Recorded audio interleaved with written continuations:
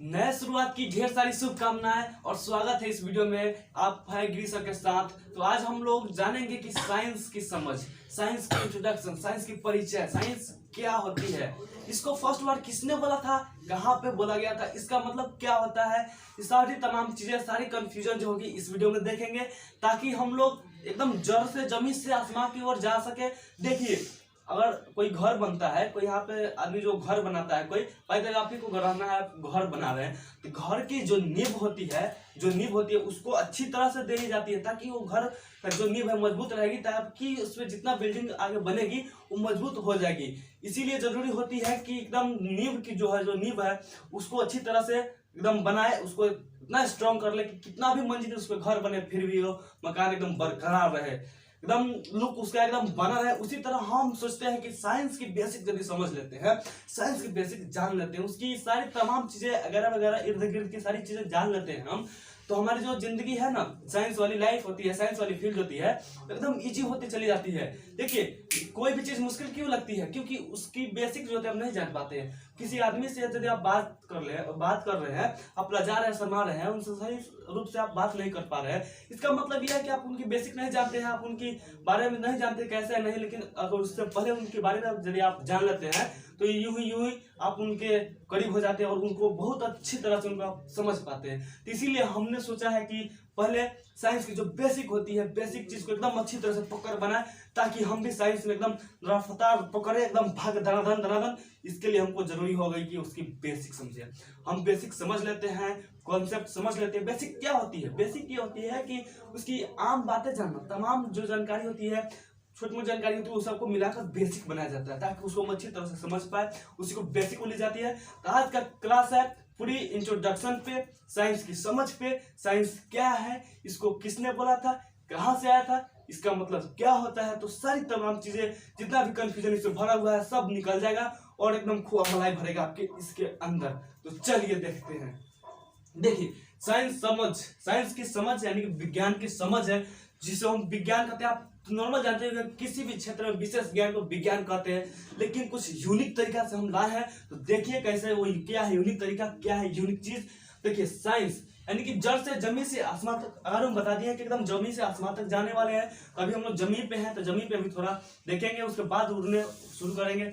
देखिए, साइंस है, इसका डेरिवेटिव हुआ था, यानी कि इसका उत्पन्न हुआ था, इसका जन्म हुआ था साइंटिया शब्द से। एक साइंटिया नाम का शब्द है जो कि अपने देश का नहीं है, किसी अन्य देश का है।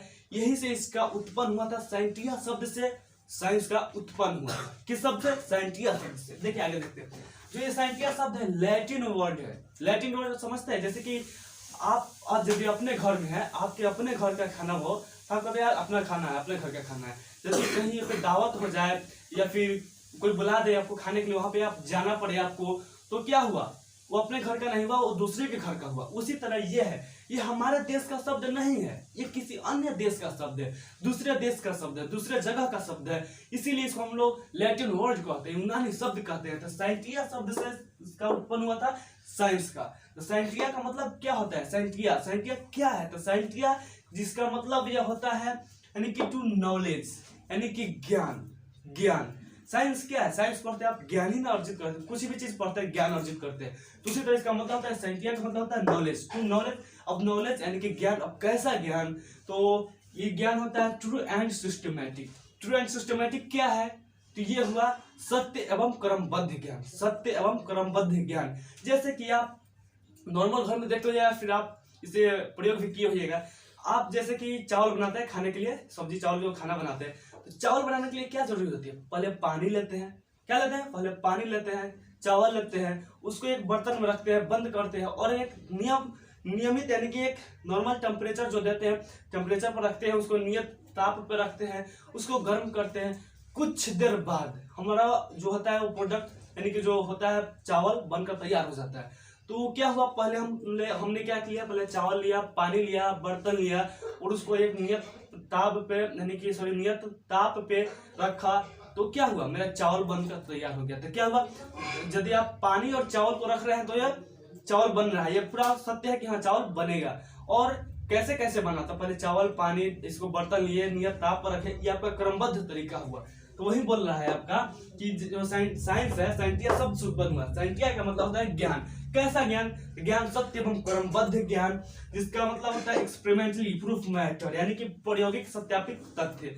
अब देखिए, आपने चावल बनाया, सबको जुगाड़ करके रखा, तो आपको ये पूरा अनुभव मिला, आपको ज्ञान मिला इस चीज का कि हाँ इस माने कि ये चीज रखे हैं तो आपका ये चीज बनकर तैयार हुआ है। तो वही यहाँ पे बात होती है यानी कि प्रायोगिक सत्यापित तथ्य, यानी कि प्रयोग किया गया, ये सत्य है, सही है, इसी को हम लोग यानी कि एक्सपेरिमेंटली प्रूफ मैटर कहेंगे। तो देखिए, यदि अगर आपको भूख लगी है और खाना खानी है तो आपको चावल के साथ दाल खाना होगा, उसके साथ सब्जी भी खाना होगा। अगर खाना खानी है, भूख लगी है, तो चावल के साथ दाल भी खाना होगा, उसके साथ सब्जी भी खाना होगा, तभी आपका पेट सही से भरेगा। उसी तरह हमारी बात ये होती है कि यदि आप पढ़ रहे हैं तो हिंदी के साथ साथ इंग्लिश भी जानना जरूरी है, इंग्लिश के साथ साथ उसका हिंदी भी जानना जरूरी है। बाय द वे, आप अगर डॉक्टर जिस दिन बन जाते हैं, आपकी जो लक्ष्य प्राप्त कर लेते हैं, तो उस दिन कोई मरीज आएगी आपसे हिंदी में बात करेगी, कोई मरीज आएगी तो इंग्लिश में बात करेगी, तो आपको वहां पे डील करना होगा ना। इसके लिए दोनों चीज जानना जरूरी है। अगर आपको हिंदी इंग्लिश में दिक्कत हो रही है, अगर आपको दिक्कत हो रही है तो कमेंट बॉक्स में Hindi medium plus English medium दोनों का सेपरेट लिंक दिया गया है, आप उसमें जाकर और व्हाट्सएप ग्रुप में शामिल हो सकते हैं। उसमें आपको इसका पीडीएफ दे दिया जाएगा। आपको लिखना होगा व्हाट्सएप ग्रुप में जाकर के प्लीज सेंड मी पीडीएफ, और आपको वहां पर दे दिया जाएगा। हिंदी मीडियम और इंग्लिश मीडियम दोनों का सेपरेट ग्रुप है। तो चलिए देखते हैं। लेकिन हिंदी इंग्लिश आप मत डरिए, वो हमारा काम है समझाना, आपका काम है सिर्फ समझना। देखिए, आप चावल दाल खाइए या दाल चावल खाइए, लेकिन खाना आप ही को है, बशर्ते बनाने वाले के ऊपर डिपेंड करता है कैसा बनाया है। सही बनाया रहेगा तब कोई बात नहीं है। ये हम समझाने वाले हैं, हमारा ये कर्तव्य है कि हम कैसे समझाएं। आपका काम है सिर्फ समझना। देखिए, कहीं पे दिक्कत होगा तो बोलिएगा। देखिए, लिखा हुआ है true and systematic knowledge about anything is called science. देखिए, true and systematic knowledge about anything, यानी कि ट्रू एंड सिस्टमैटिक, यानी कि किसी भी व्यक्ति वस्तु या किसी भी चीज के बारे में, या कोई पिंड है किसी के बारे में, यदि आप सही एंड ट्रू यानी कि सही एंड क्रमबद्ध तरीके से उसके बारे में जानते हैं, उसी को साइंस कहते हैं।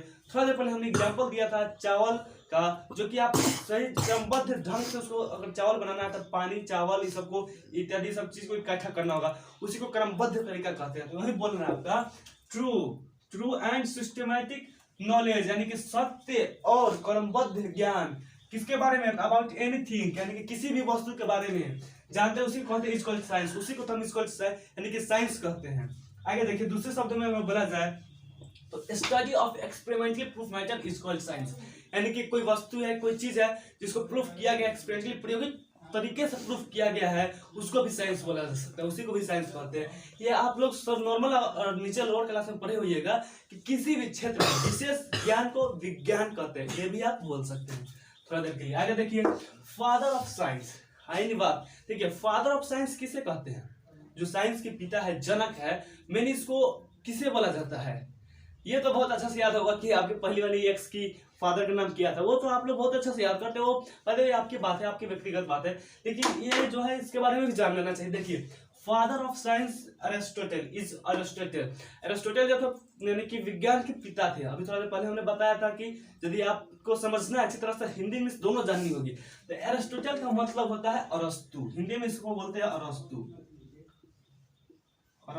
बोला जाता है इसको हिंदी में, और इंग्लिश में बोला जाता है एरिस्टोटल। देखिए, यही फर्क होता है हिंदी इंग्लिश, इसीलिए बोल रहे हैं कि हिंदी इंग्लिश दोनों को लेकर चलिए। आगे जब आपकी पूरी अच्छी तरह से समझ हो जाएगी, पक्का हो जाएगी, तो आप दोनों में से कोई एक सब्जेक्ट चूज कीजिएगा। लेकिन आपको अभी दोनों जरूरी है, दोनों पढ़ना होगा, ये हमारा दावा है। आप अभी देखिए, इस तरह से मेरा दावा है आपको समझाना, और आपकी है काम समझना सिर्फ। आगे देखिए, यदि आपकी अगर शादी हो जाए तो उसके बाद आपका फैमिली बढ़ने लगती है।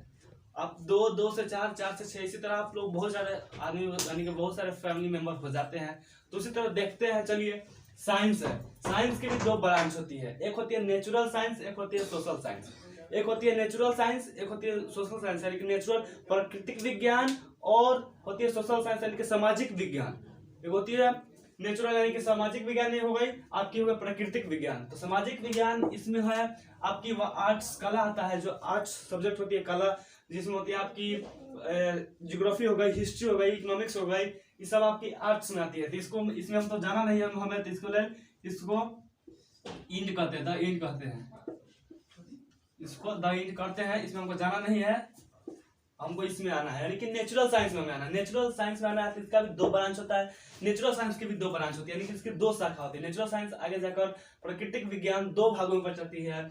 एक हो जाती है जीव, यानी कि जीव विज्ञान, और उसकी हो जाती है नॉन जीव विज्ञान, यानी कि इसमें जीवन के बारे में चर्चा होगा, इसमें होगा कि जो इसमें जीवन नहीं होगा उसके बारे में चर्चा होगा। जैसे कि हम समझते हैं यदि मनुष्य हम लोग जीवन है, हम लोग मनुष्य एनिमल यानी कि मनुष्य जानवर होगा, या भी कोई पेड़ पक्षी सब वही, ये सब जीव है। ये सब के बारे में अगर पढ़ा जाए तो जीव विज्ञान में पढ़ा जाएगा। जैसे कि मान लीजिए ये क्या है, ये मार्कर है, ये पेन है, कलम है, इसके बारे में पढ़ा जाए तो ये नॉन यानी कि जो जीव नहीं है, ये निर्जीव है, तो इसको पढ़ेंगे नॉन लिविंग साइंस में, यानी कि निर्जीव यानी विज्ञान में इसको हम पढ़ेंगे।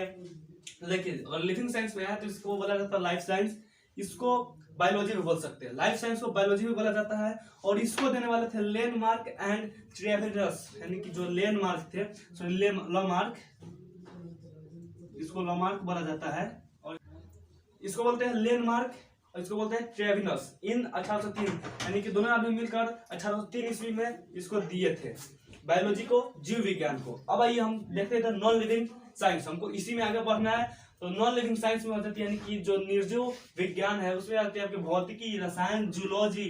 तो हमको आगे जानी है रसायन यानी कि केमिस्ट्री। इसी से हम आगे बढ़ेंगे, जो भी कुछ करेंगे इसी से आगे बढ़नी है, एकदम जड़ से जमीन से आसमान तक जाने वाले हैं। तो आप लोग बने रहिए और देखते रहिए।